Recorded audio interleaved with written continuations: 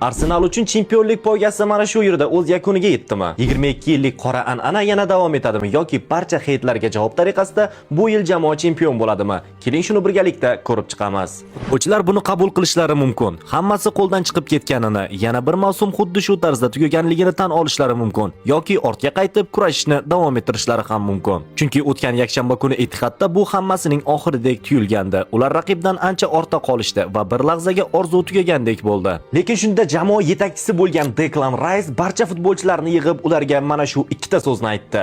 Hammasi hali tugamadi.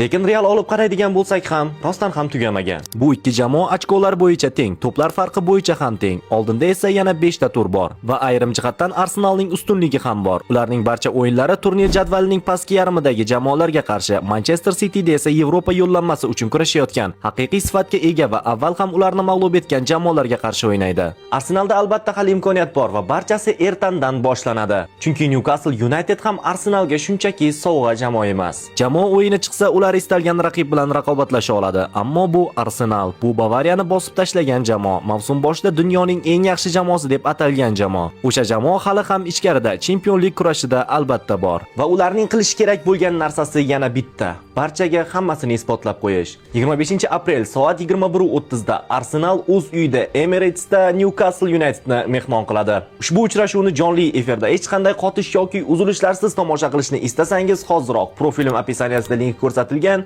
Telegram kanalga obuna bo'lib qo'ying.